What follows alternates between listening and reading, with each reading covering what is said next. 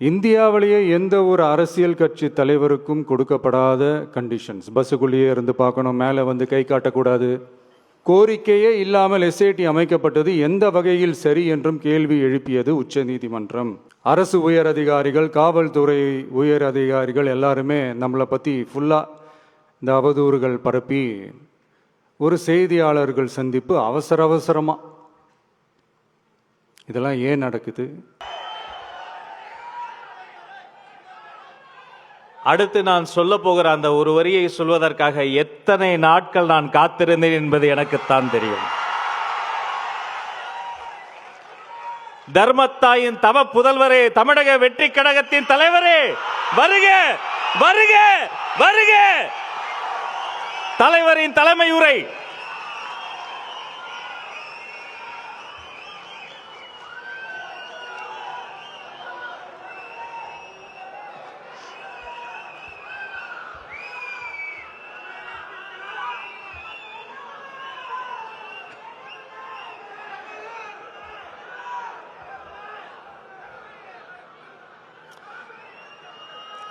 என் நெஞ்சில் குடியிருக்கும்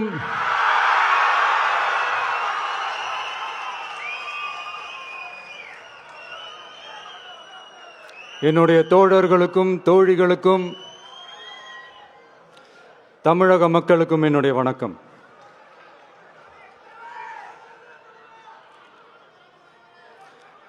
நம்ம குடும்ப உறவுகளை இழந்ததுனால சொல்ல முடியாத வேதனையிலும் வலியிலும் இவ்வளோ நாளாக இருந்தோம். அப்படிப்பட்ட அந்த சூழல்ல நம்ம சொந்தங்களின் மனம் பற்றி இருக்க வேண்டியது நம்மளுடைய கடமை. அதனால தான் அவங்களோட சேர்ந்து அமைதி காத்து வந்தோம். ஆனால் இப்படி அமைதி காத்து வந்த நேரத்தில் நம்மளை பற்றி வன்ம அரசியல் வலைகள், அர்த்தமற்ற அவதூறுகள்னு இந்த மாதிரி நிறையா விஷயங்கள் நம்மளை பற்றி பின்னப்பட்டன, பரப்பப்பட்டன. இது எல்லாமே சட்டம் மற்றும் சத்தியத்தின் துணை கொண்டு துடைத்து எறிய தான் போகிறோம்.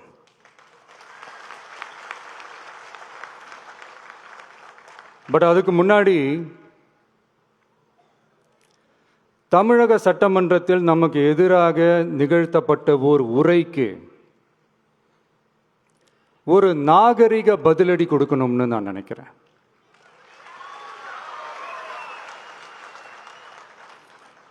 அரசியல் செய்ய விருப்பமில்லை, அரசியல் செய்ய விருப்பமில்லைன்னு அடிக்கடி சொல்ற முதல்வர் நம்மளை குறிப்பிட்டு பல்வேறு அவதூறுகளை பதிவு செய்வதன் வாயிலாக பெருந்தன்மையை பேரளவில் மட்டுமே பேசும் முதல்வர் 15/10/2025 அன்னைக்கு தமிழக சட்டமன்றத்தில் நமக்கு எதிராக பேசிய பேச்சில் எவ்வளவு வன்மத்தை கக்கியுள்ளார் என்பதையும், எப்படிப்பட்ட ஒரு அரசியல் செய்ய முயல்கிறார் என்பதையும் தமிழக மக்கள் உணராமலா இருப்பாங்க.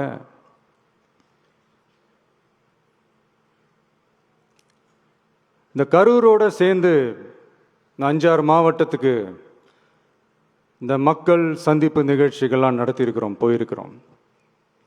அங்கெல்லாம் இந்த லாஸ்ட் மினிட் வரைக்கும் எங்களுக்கு அந்த இடம் கொடுப்பாங்களா மாட்டாங்களா, பெர்மிஷன் தருவாங்களா மாட்டாங்களா, இப்படியே இழுத்து அடிச்சுக்கிட்டு இருப்பாங்க. தான் நாகப்பட்டினத்தில் சொன்னது மாதிரி தான். நாங்கள் ஒரு இடம் செலக்ட் பண்ணி கேட்போம், மக்கள் நல்லா ஸ்பேஷியஸாக நின்று பார்க்குற மாதிரி. பட் அவங்க அதையெல்லாம் ரிஜெக்ட் பண்ணிவிட்டு மக்கள் நெருக்கடியோடு நின்று பார்க்குற மாதிரி ஒரு இடத்த செலக்ட் பண்ணி எங்களுக்கு கொடுப்பாங்க. இது டிஃபால்ட்டாக எல்லா இடத்துலையும் இந்த ஒரு ஆர்கியூமெண்ட் நடந்துகிட்ருக்கோன்னு வைங்க. அது மட்டும் இல்லை, இந்தியாவிலேயே எந்த ஒரு அரசியல் கட்சி தலைவருக்கும் கொடுக்கப்படாத கண்டிஷன்ஸ். பஸ்ஸுக்குள்ளேயே இருந்து பார்க்கணும், மேலே வந்து கை காட்டக்கூடாது. இப்படிலாம் ஒரு அதீத கட்டுப்பாடுகளை கொடுத்த உடனே எங்கள் சைட்லேருந்து ஒரு அறிக்கையும் வெளியிட்டோம். அது மட்டும் இல்லை, தமிழக வெற்றி கழகம் சார்பாக அனைத்து கட்சிகளுக்கும் சமமாக ஒரு முறையான ஒரு பொது வழிகாட்டு முறைகள் எஸ்ஓபிஸ்ன்னு சொல்லுவாங்க, அதையும் வழங்கணும்னு சொல்லி உயர்நீதிமன்றத்தையும் நாடி இருக்கணும். இதுவும் தமிழக மக்கள் உணராமலா இருப்பாங்க? இப்படி ஒரு அரசியல் காழ்ப்புடன், நேர்மை திறனற்று நம்மளை பற்றி குற்றம் சாட்டியுள்ள குறுகிய மனம் கொண்ட முதல்வர் அவர்களுக்கு ஒரு சில கேள்விகள். உச்சநீதிமன்றத்தில், அதாவது 13/10/2025 அன்னைக்கு உச்சநீதிமன்றத்தில் நடந்த அந்த விவாதங்களை வைத்தும் அந்தந்த உத்தரவுகளை வைத்தும் இந்த கேள்விகள்.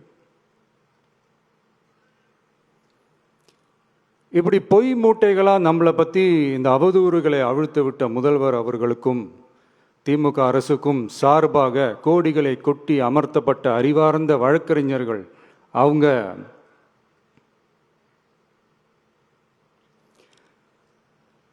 இந்த கபட நாடக திமுக அரசோட தில்லுமுல்லுகளை தாங்கி பிடிக்க இயலாமல் உச்ச நீதிமன்றத்தில் திக்கு திணறி நின்றது முதல்வர் அவர்களுக்கு மறந்துவிட்டதா? இந்த கரூர் சம்பவத்துக்கு அப்புறமே அவசரமா ஒரு தனிநபர் ஆணையம், அந்த தனிநபர் ஆணையத்தை அவமதிக்கிற மாதிரி அரசு உயர் அதிகாரிகள், காவல்துறை உயர் அதிகாரிகள் எல்லாருமே நம்மளை பற்றி ஃபுல்லாக இந்த அவதூறுகள் பரப்பி ஒரு செய்தியாளர்கள் சந்திப்பு அவசரமா. இதெல்லாம் ஏன் நடக்குது? எதுக்காக நடக்குது அப்படின்னு ஒட்டுமொத்த தமிழக மக்களும் கேள்வி கேட்க ஆரம்பிச்சாங்க. இதுவும் தமிழக முதல்வர் மறந்துட்டாரா? அதுக்கப்புறம் அந்த தனிநபர் ஆணையத்தை தலையிலேயே கொட்டி வீட்டுக்கு அனுப்பிச்சிட்டாங்க, அது வேறு விஷயம்.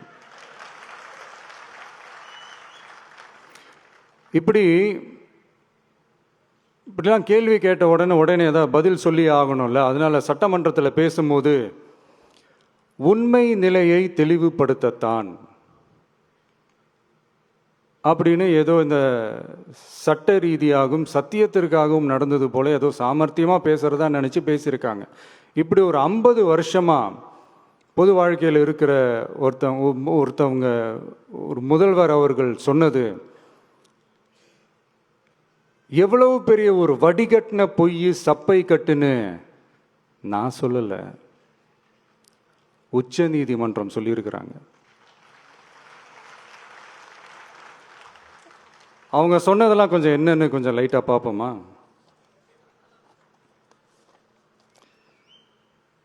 The comments which have been made before the media by the top officers of the police department may create doubt in the minds of the citizenry on impartiality and fair investigation.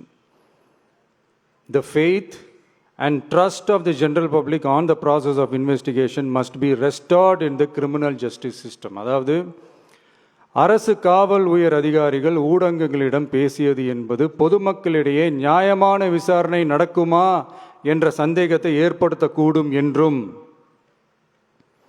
நியாயமான விசாரணை மூலமே அந்த சந்தேகத்தை மீட்டெடுத்தே ஆக வேண்டும் என்றும் உச்சநீதிமன்றம் தமிழக அரசின் தலையில் ஓங்கி நறுக்கு நறுக்கு நறுக்கு என்று கொட்டியதை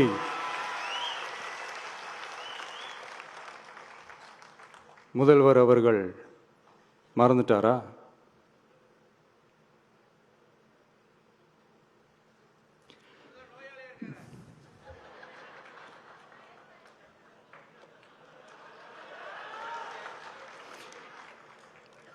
மாண்பமை சென்னை உயர்நீதிமன்றத்தின் மாண்புமிகு நீதியரசர் SIT அமைத்து உத்தரவிட்டார் அல்லவா?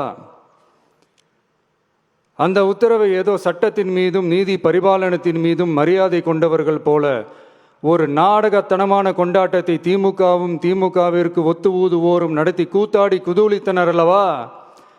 தாவேக்காவிற்கு எதிராகவும் நமக்கு எதிராகவும் உயர்நீதிமன்ற மாண்புமிகு நீதியரசர் தீர்ப்பளித்து விட்டதாக விதந்தோதி விழா எடுத்தனர் அல்லவா? அந்த உத்தரவை குறித்து சொல்லும்போது எந்த ஆவணத்தின் அடிப்படையில் அந்த உத்தரவு அமைக்கப்பட்டது?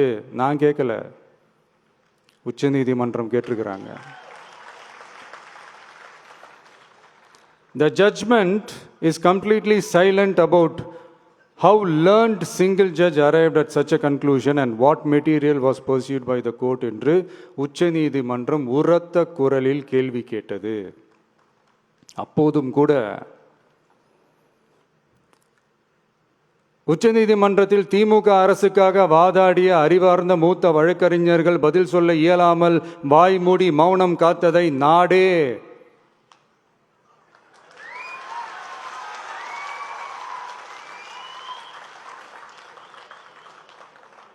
பார்த்ததல்லவா? இதையும் முதல்வர் அவர்கள் மறந்துட்டாரா?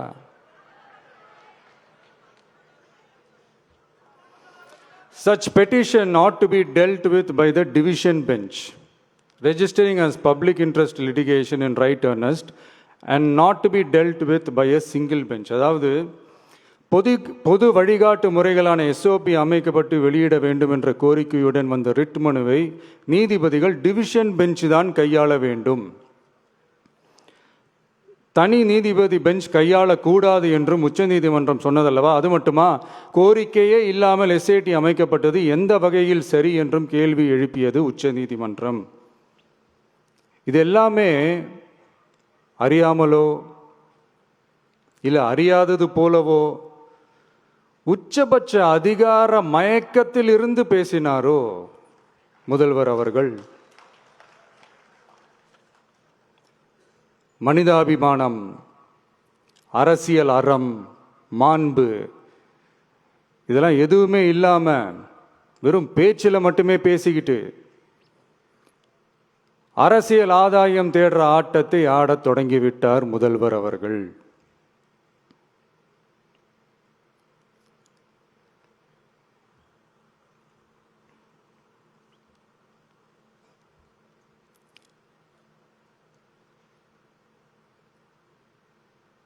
இதெல்லாம் என்ன அவங்களுக்கு புதுசா என்ன? 1969 அப்புறமே எப்போ கட்சி அவங்க கைக்கு வந்ததோ, இன்னும் குறிப்பாக சொல்லணும்னா 1972 அப்புறம் கேள்வி கேட்க ஆளே இல்லாமல் போச்சுல்ல, அதுக்கப்புறமே இந்த திமுக தலைமை இப்படி தானே இருக்குது. இப்போ நாங்கள் கேட்டோமே இந்த சில கேள்விகள்லாம், இதெல்லாம் நான் கேட்கல, சுப்ரீம் கோர்ட் கேட்டிருக்கு. இதனால என்ன புரிய வருது? இந்த கவர்மெண்ட் நடத்துகிற அந்த விசாரணை மேலே சந்தேகம் ஏற்படுதுன்னா அதுக்கு என்ன அர்த்தம்? உங்க மேல நம்பிக்கை இல்லைன்னு அர்த்தம்.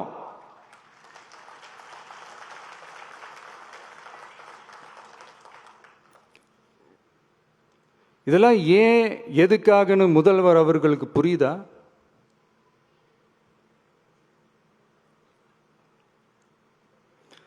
சுப்ரீம் கோர்ட் சொன்னதோட மட்டும் இல்லை, நிஜத்திலும் இன்னைக்கு மக்களுக்கு இந்த கவர்மெண்ட் மேல இருக்கிற நம்பிக்கை மொத்தமாக மண்ணுக்குள் புதைந்து விட்டது.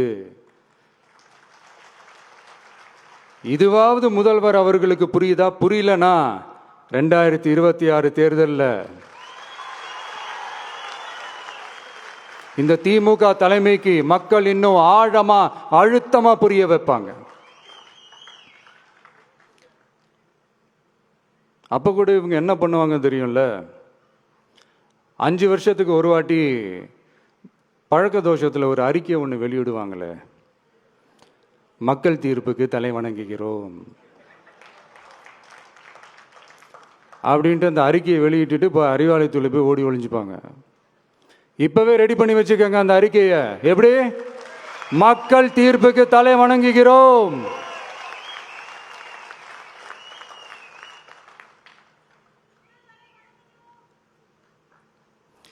நான் போன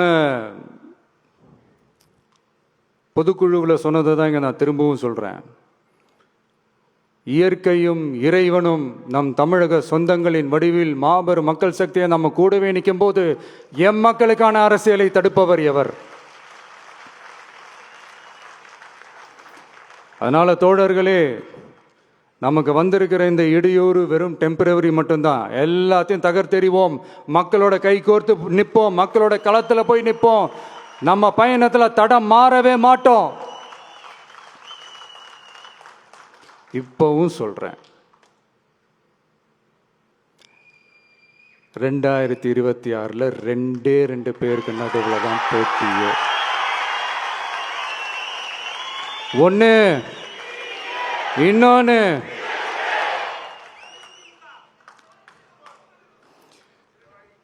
இந்த போட்டி இன்னும் ஸ்ட்ராங்கா மாறப்போகுது. 100% வெற்றி நமக்கு. வாகை சூடுவோம், வரலாறு படைப்போம், கான்பிடண்டா இருங்க, நல்லதே நடக்கும், வெற்றி நிச்சயம். மீண்டும் சந்திக்கும் வரை நன்றி, வணக்கம்.